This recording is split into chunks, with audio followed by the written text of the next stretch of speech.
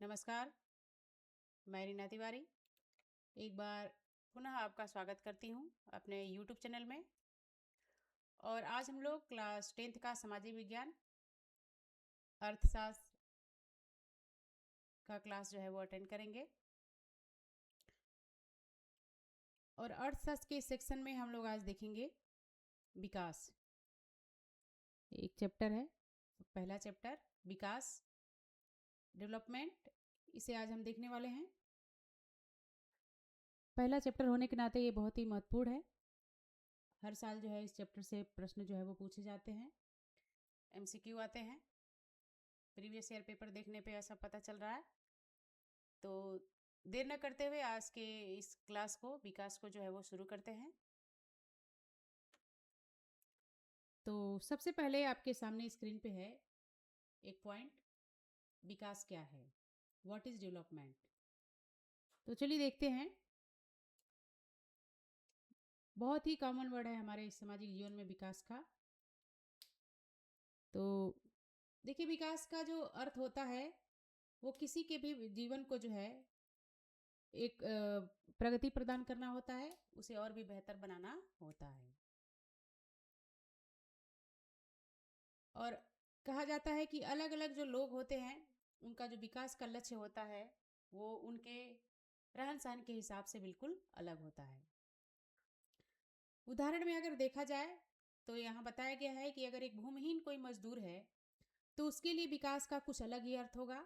उसके लिए विकास का अर्थ होगा कि अधिक दिन काम करना, अधिक दिन काम करना, और उसे अधिक दिन काम करने के साथ साथ एक बेहतर मजदूरी प्राप्त करना। जबकि कोई अमीर किसान अगर है तो अमीर किसान के लिए उसकी जो विकास का अलग जो लक्ष्य होता है वो होता है उसकी उच्च पारिवारिक आय। एक अमीर किसान चाहता है कि उसके परिवार की जो आय हो काफ़ी उच्च हो। तो इस तरह से जो है विकास का लोगों के प्रति जो है अलग अलग जो है वो नज़रिया होता है। तो एक बार फिर से जो है इस विकास क्या है इस टॉपिक को दोहराते हैं कि विकास जो है, विकास का जो अर्थ है वो प्रगति और बेहतर जीवन की इच्छा है। हर व्यक्ति के लिए विकास का जो दृष्टिकोण है वो बिल्कुल अलग अलग है।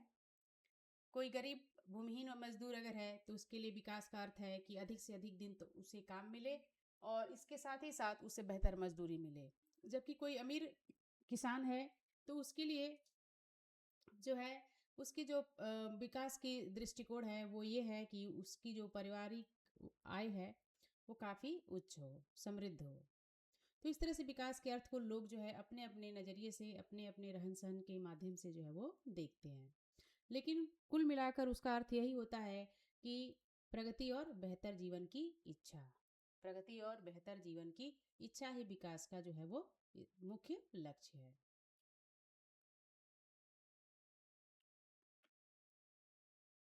अगला जो मेन पॉइंट है हमारा वो है आय और अन्य लक्ष्य। आय और अन्य लक्ष्य, इनकम एंड अदर गोल्स। देखिए यहाँ बताया जा रहा है कि आय के साथ साथ लोगों के और भी कई लक्ष्य होते हैं। सिर्फ आय ही उनका लक्ष्य नहीं होता है बल्कि और भी लक्ष्य होते हैं। इसलिए देखिए यहाँ पर कहा गया है कि लोग केवल अधिक आय ही नहीं चाहते बल्कि वे स्वतंत्रता, समानता, सुरक्षा और सम्मान भी चाहते हैं। कभी कभी ये चीज़ें आय से अधिक महत्वपूर्ण हो जाती हैं। तो देखिए, मनुष्य एक सामाजिक प्राणी है, उसको हर एक चीज़ की आवश्यकता पड़ती है। समानता, सुरक्षा और सम्मान भी चाहते हैं।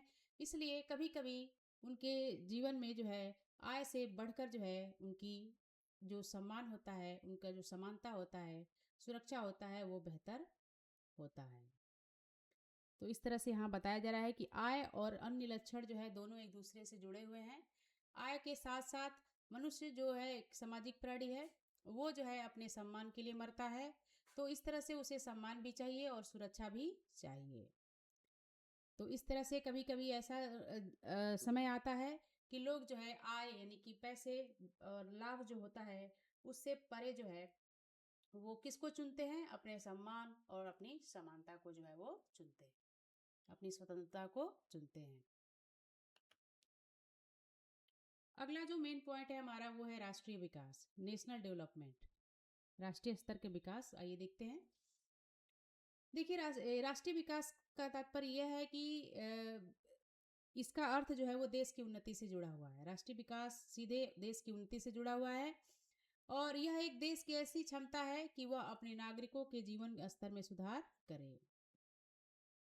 राष्ट्रीय विकास का उद्देश्य यही होता है कि देश की जो भी जनता है, जो भी नागरिक हैं, उनके जीवन स्तर में जो है वो दिन प्रतिदिन जो है वो सुधार हो। विभिन्न लोगों के मन में राष्ट्रीय विकास की धारणाएं भिन्न हो सकती है। देखिए जैसे कि विकास की सिर्फ विकास की धारणा जो है लोगों के प्रति जो अलग अलग है, वैसे ही राष्ट्रीय विकास को लेकर भी लोगों के मन में जो है अलग अलग धारणाएं जो है वो हो सकती हैं। लेकिन मुख्य उद्देश्य जो है राष्ट्रीय विकास का वो यही है कि देश के जो नागरिक हैं उनके जीवन स्तर में जो है वो हर तरह से सुधार किया जाए, दिन प्रतिदिन उनको और अच्छी जीवन शैली जो है वो दी जाए। अगला जो हमारा पॉइंट है, पॉइंट नंबर 4, देशों और राज्यों की तुलना। देशों और राज्यों की तुलना। देखिए यहाँ विकास जो है हर क्षेत्र से जो है जुड़ा हुआ है, तो इसलिए यहाँ पर बताया जा रहा है कि विश्व बैंक की तुलना करने के लिए, विश्व बैंक देशों की तुलना करने के लिए प्रति व्यक्ति जो आय होती है प्रति व्यक्ति पर कैपिटा इनकम जो होती है उसका उपयोग जो है वो करते हैं उसकी तुलना को करने के लिए। यहाँ देखिए यहाँ बताया भी गया है, फार्मूला बताया गया है कि प्रति व्यक्ति आय बराबर होता है देश की कुल आय और देश की कुल जनसंख्या। इससे जो है आप प्रति व्यक्ति आय जो है आसानी से जो है वो निकाल सकते हैं। तो इस तरह से जो है देशों और राज्यों की तुलना जो है वो की जाती है। विश्व बैंक देशों की तुलना करने के लिए प्रति व्यक्ति आय का जो है वो उपयोग जो है वो करता है। अगला जो हमारा पॉइंट है वो है सार्वजनिक सुविधाएं, पब्लिक फैसिलिटीज। पब्लिक फैसिलिटीज क्या है, आइए देखते हैं। ये यहाँ पर देखिए स्क्रीन पे दर्शाया गया है कि पैसा वह सब कुछ नहीं खरीद सकता जिसकी हमें एक अच्छे जीवन के लिए आवश्यकता होती है। जैसे प्रदूषण मुक्त वातावरण, संक्रामक रोगों की से सुरक्षा और सार्वजनिक सुविधाएं वे हैं जो सरकार द्वारा प्रदान की जाती हैं। तो देखिए प्रदूषण मुक्त वातावरण को बनाए रखने के लिए संक्रामक रोगों से सुरक्षा के इंतजाम तो सरकार के द्वारा ही की जाती है। कोई व्यक्ति पर्सनल जो है वो नहीं कर सकता, क्योंकि ये जो हमारा मुक्त वातावरण होता है वो सभी के लिए होता है, किसी एक के लिए नहीं होता है। तो पैसे से नहीं बल्कि योजनाओं के द्वारा जो है, सिर्फ पैसा होने से नहीं होता है बल्कि उस पैसे का सदुपयोग करने के लिए, नई नई व्यवस्थाएं करने के लिए, अपने वातावरण को कैसे शुद्ध बनाया जाए, क्या क्या योजनाएं बनाई जाए, क्या क्या क्या बैन किया जाए, कैसे संक्रामक रोगों से सुरक्षा की जाए, ये सारी व्यवस्थाएं जो है सरकार द्वारा होनी चाहिए और सरकार के द्वारा ही प्रदान की जाती है। तो इस तरह से जो चीज़ें हम सभी से जुड़ी होती हैं, हमारे वातावरण से जुड़ी होती हैं, हमारे जीवन के मुख्य पहलुओं से जुड़ी होती है और सरकार द्वारा जो है प्रदान की जाती है, ऐसी ही सुविधाएं जो है आम जनता को प्रदान की जाती है। यही सुविधाएं जो होती है सार्वजनिक सुविधाएं होती हैं, जिसका हर वर्ग जो है समाज का जो है वो फायदा जो है वो उठा सकता है, उसका लाभ जो है वो प्राप्त कर सकता है, अपने जीवन को जो है वो सरल बना सकता है। अगला जो पॉइंट है हमारा 6, वो है मानव विकास रिपोर्ट। मानव विकास रिपोर्ट, ह्यूमन डेवलपमेंट रिपोर्ट, HDR। आइए देखते हैं। यूएनडीपी द्वारा प्रकाशित यह रिपोर्ट देशों की तुलना केवल आय के आधार पर नहीं बल्कि स्वास्थ्य स्तर और शैक्षिक स्तर के आधार पर भी करती है।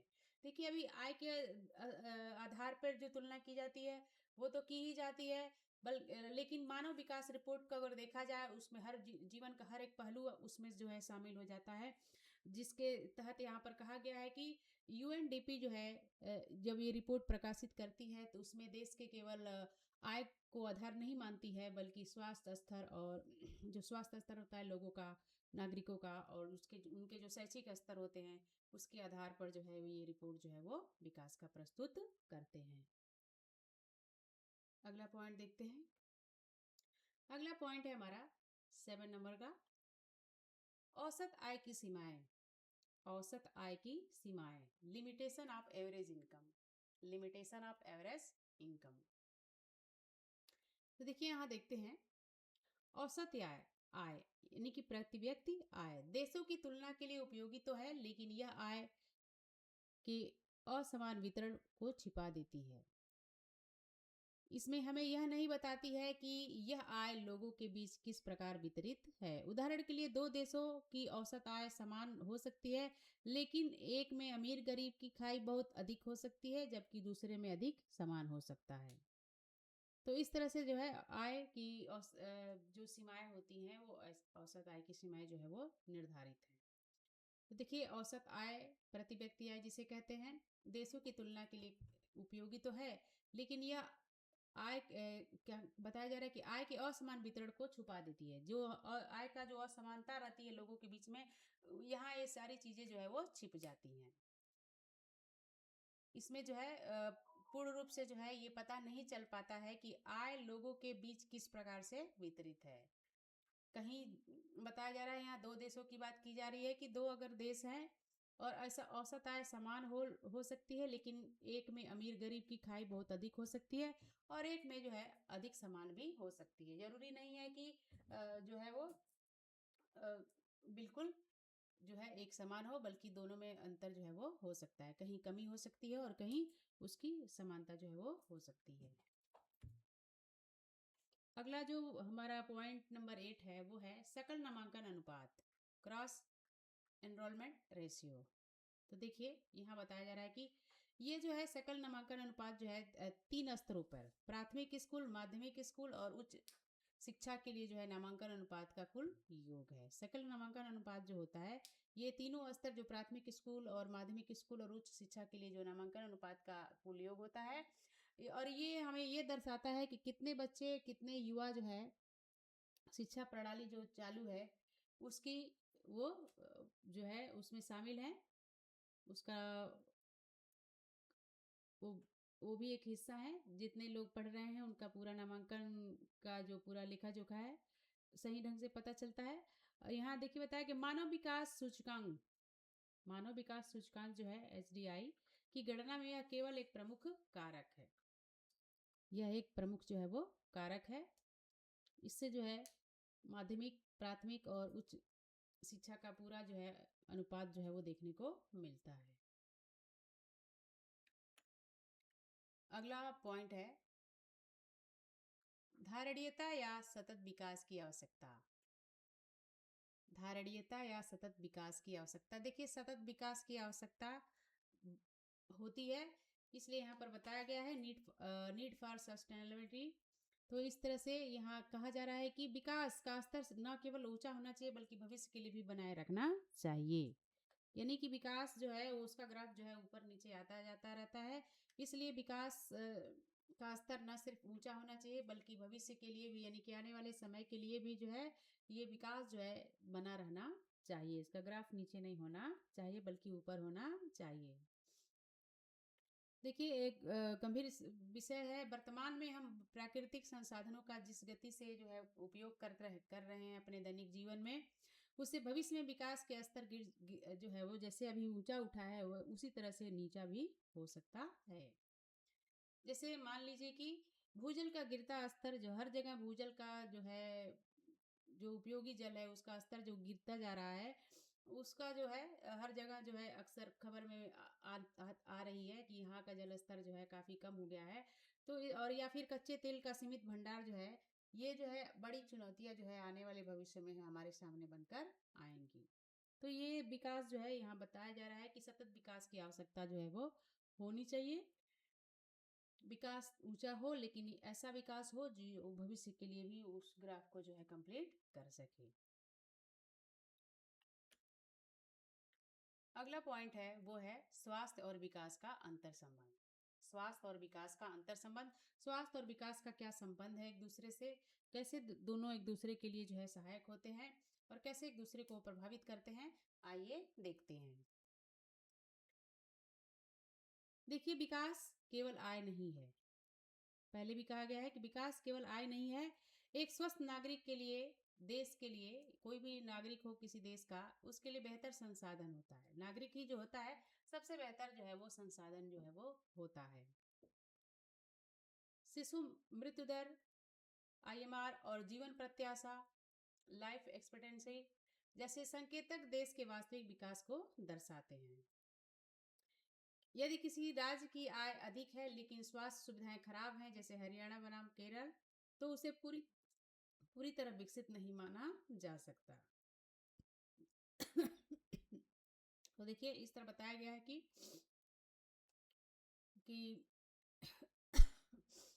यदि किसी राज्य की आय जो है पर्याप्त है, अधिक है, लेकिन वहाँ के जनजीवन जो है अस्त व्यस्त है, वहाँ की जो स्वास्थ्य सुविधाएं हैं वो सही नहीं है, खराब है। यहाँ 2 राज्यों के नाम भी बताए गए, हरियाणा और केरल। तो उस विकास को पूरा जो है पूरी तरह से विकसित नहीं मान सकते, क्योंकि वहाँ के नागरिक जो हैं वो परेशान हैं। तो उनका स्वास्थ्य और विकास जो है एक दूसरे से संपर्क नहीं कर पा रहा है, उनके बीच में संबंध स्थापित नहीं हो पा रहा, वो किसी न किसी रूप जो है स्वास्थ्य से प्रभावित हो रहे हैं, और इसका सीधा असर उनके विकास पर भी जो है वो पड़ता है। तो ये थे विकास डेवलपमेंट चैप्टर के जो इम्पोर्टेंट की पॉइंट जो आपके लिए सहायक होंगे। इसके बाद इस चैप्टर से जुड़े हुए कुछ इम्पोर्टेंट एमसीक्यू देख लेते हैं। सबसे पहला हमारा जो एमसीक्यू है वो है, सामान्यतः किसी देश के विकास किस आधार पर निर्धारित किया जा सकता है। यहाँ आपसे क्वेश्चन किया गया कि सामान्य रूप से अगर देखा जाए तो किसी देश का विकास किस आधार पर निर्धारित किया जा सकता है। तो देखिए यहाँ बताया गया है कि ऑप्शन में प्रति व्यक्ति आय, औसत साक्षरता दर, लोगों की स्वास्थ्य स्थिति, उपयुक्त सभी। तो इस तरह से ये सारी चीज़ें, प्रति व्यक्ति आय भी जरूरी है विकास के लिए, औसत साक्षरता दर भी जरूरी है, और लोगों की स्वास्थ्य स्थिति भी जरूरी है। जैसा कि अभी हम लोगों ने देखा कि विकास और लोगों के बीच में जो है अंतर संबंध जो है वो स्वास्थ्य से जुड़ी हुई अंतर संबंध जो है वो होता है, इसलिए उपयुक्त सभी ऑप्शन नंबर डी जो है वो करेक्ट आंसर है।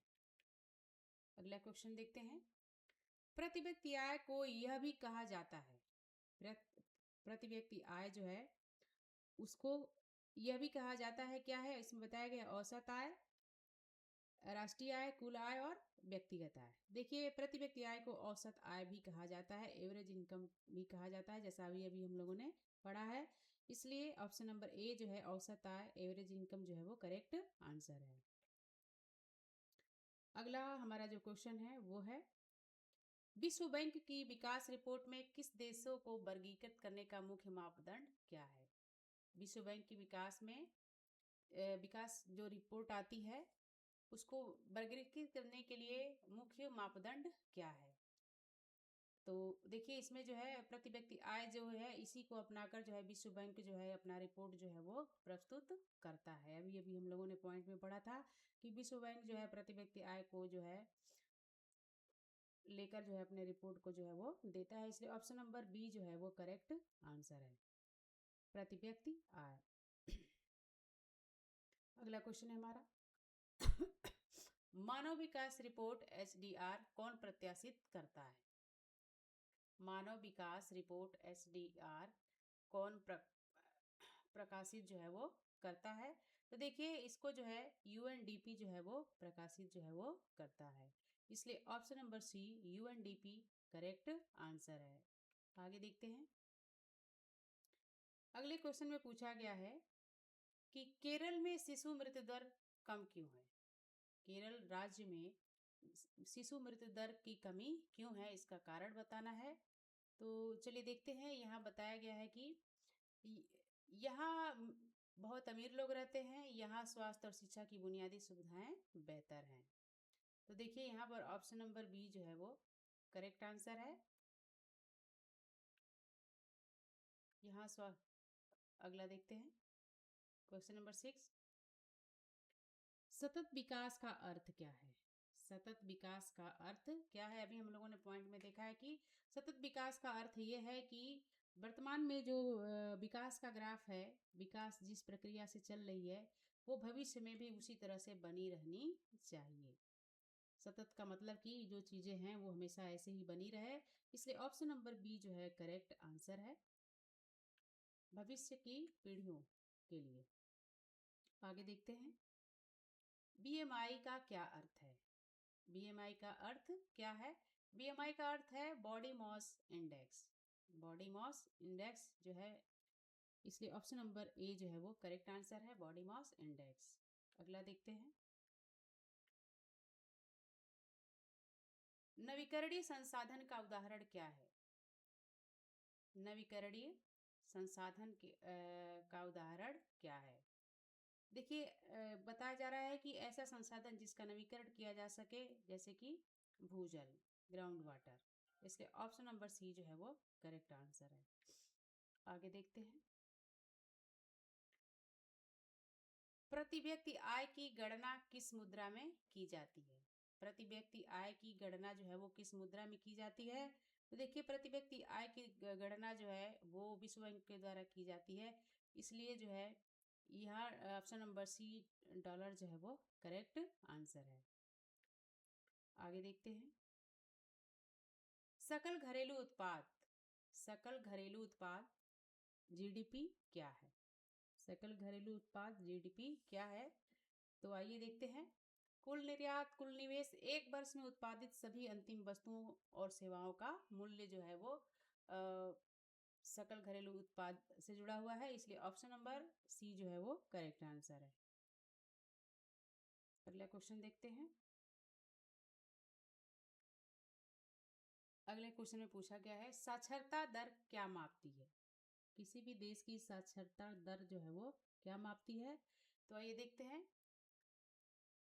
पहले में दिया है 7 वर्ष और उससे अधिक आयु की साक्षर जनसंख्या का अनुपात, कुल जनसंख्या, विद्यालय जाने वाले बच्चे, साक्षर वयस्कों की संख्या। तो देखिए, इसमें जो है दर मापने की बात की जा रही है, तो इसलिए अनुपात यहाँ दिखाया गया है, तो इसलिए option number B, sorry, option number A जो है करेक्ट आंसर है,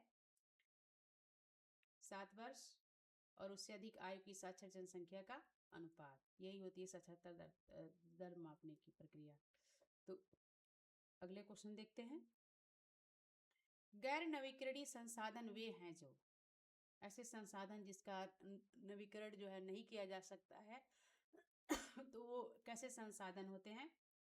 तो देखिए, नवीकरण, गैर नवीकरण संसाधन वे होते हैं जिसका जो है दोबारा जो है नवीकरण जो है वो उसको हम दोबारा उपयोग नहीं कर सकते हैं, तो इस तरह से हमारा ऑप्शन नंबर बी जो है करेक्ट आंसर है, जो उपयोग करने के बाद समाप्त हो जाते हैं उसका नवीकरण जो है वो नहीं होता, दोबारा हम उसे प्राप्त नहीं कर पाते हैं, इसलिए ऑप्शन नंबर बी जो है वो करेक्ट आंसर है। विकास का मुख्य लक्ष्य क्या होना चाहिए? किसी भी देश के विकास का मुख्य लक्ष्य जो है वो क्या होना चाहिए? तो देखिए, यहाँ बताया गया है, अधिक लाभ, अधिक हथियार, जीवन को की बेहतर गुणवत्ता, अधिक विलासिता। तो देखिए, जीवन की बेहतर गुणवत्ता के अंतर्गत सारी चीजें आ जाती हैं, इसलिए ऑप्शन नंबर सी जो है वो करेक्ट आंसर है। अगला क्वेश्चन है हमारा, शिशु मृत्यु दर क्या दर्शाती है? किसी भी देश, राज्य की जो शिशु मृत्यु दर है वो क्या दर्शाती है? देखिए, यहाँ शिशु मृत्यु दर जो है हमें ये बताती है कि एक वर्ष की आयु से पहले मरने वाले बच्चों की संख्या जो है वो क्या है, यही ये जो संख्या होती है वही शिशु मृत्यु दर को जो है वो दर्शाती है, तो इसलिए ऑप्शन नंबर ए जो है करेक्ट आंसर है। अगला क्वेश्चन देखते हैं, जीवन प्रत्याशा का क्या अर्थ है? जीवन प्रत्याशा का क्या अर्थ है? तो देखिए, जीवन प्रत्याशा का जो अर्थ है वो है जन्म के समय संभावित आयु, जन्म के समय संभावित आयु जो है जीवन प्रत्याशा कहा जाता है, इसलिए ऑप्शन नंबर ए जो है वो करेक्ट आंसर है। अगला क्वेश्चन देखते हैं, निम्नलिखित में से कौन सा विकास का एक महत्वपूर्ण पहलू है? निम्नलिखित में से कौन सा विकास का एक महत्वपूर्ण पहलू है?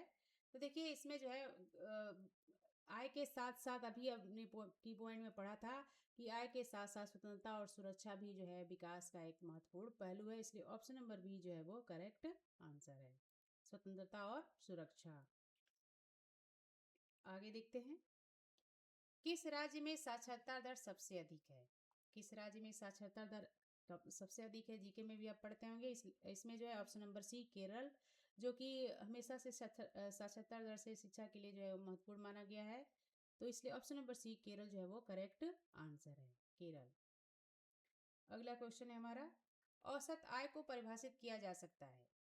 औसत आय को परिभाषित किया जा सकता है, तो देखिए अभी हम लोगों ने पढ़ा था फार्मूला, देश की कुल आय और उसके बाद जो है कुल जनसंख्या, इसके द्वारा जो है हम जो है देश की औसत आय को जो है प्राप्त कर सकते हैं। आगे देखते हैं, एक देश की समृद्धि को मापने का सबसे विश्वसनीय तरीका क्या है? अगर कोई देश है, उसकी समृद्धि को अगर हमें जानना है, तो किस तरीके से जो है, कौन ऐसा विश्वसनीय तरीका है जिससे हम उसकी समृद्धि को जो है अच्छे से माप सकते हैं? तो देखिए इसके लिए जो है हमें SDI जो है वो ज्ञात करनी पड़ेगी, इससे हमको इसकी समृद्धि का माप जो है वो सही सही प्राप्त कर सकते हैं SDI के द्वारा। Option number C correct answer है।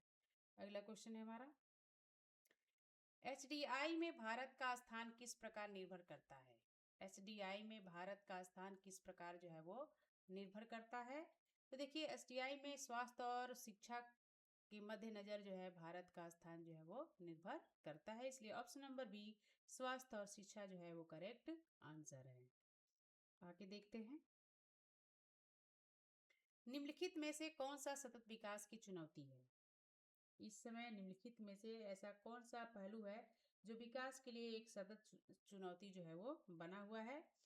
तो देखिए इसमें बना है, कहा गया है कि वनों की कटाई, संसाधनों के अत्यधिक दोहन, प्रदूषण, ये तीनों समस्याएं देखने पर ही कॉमन लग रही हैं, इसलिए ऑप्शन नंबर डी जो है वो करेक्ट आंसर है, जो हमारे विकास के लिए जो है वो चुनौती है। Option number D correct answer. अगला क्वेश्चन, सार्वजनिक वितरण प्रणाली PDS का मुख्य उद्देश्य क्या है? सार्वजनिक वितरण प्रणाली PDS का मुख्य उद्देश्य क्या है?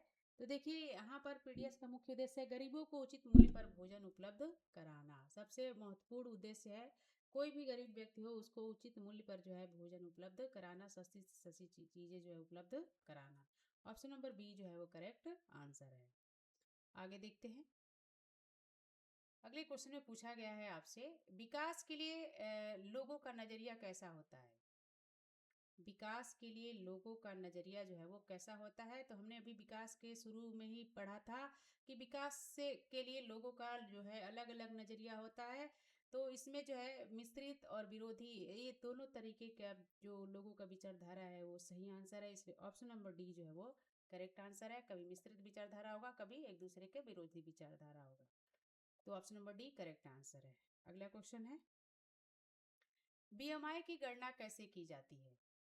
BMI की गणना जो है वो कैसे की जाती है? तो अभी हमने की पॉइंट में पढ़ा था कि BMI की गणना जो है वो उम्र और वजन को ध्यान में रखकर, वजन ऊंचाई का वर्ग जो है उसके द्वारा जो है हम प्राप्त करते हैं, हाइट स्क्वायर के द्वारा जो है हम BMI की गणना जो है वो कर सकते हैं।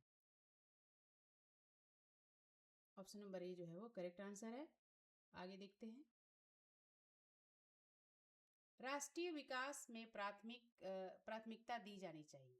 किसी भी देश की राष्ट्रीय विकास में किस चीज को प्राथमिकता जो है वो देनी चाहिए? तो देखिए यहाँ पर सबसे महत्वपूर्ण काम है किसी देश के लिए कि समाज के सभी वर्गों को जो है समान विकास होना चाहिए, चाहे वो किसी भी वर्ग का हो, उसका विकास जो है वो किसी न किसी रूप से प्रभावित होना चाहिए। तो इस तरह से ऑप्शन नंबर बी समाज के सभी वर्गों का समान विकास जो है वो जो है उसकी प्राथमिकता जो है राष्ट्रीय विकास में जो है निर्धारित करनी चाहिए, इसलिए ऑप्शन नंबर बी जो है वो करेक्ट आंसर है। तो ये था हमारा आज का क्लास, जो कि अर्थशास्त्र से जुड़ा हुआ था, चैप्टर नंबर फर्स्ट विकास से। इसके की पॉइंट और इसमें कुछ इंपॉर्टेंट MCQ थे। उम्मीद है हमारा क्लास आपको पसंद आया होगा। अगले क्लास में आपसे फिर से मिलेंगे, तब तक के लिए धन्यवाद।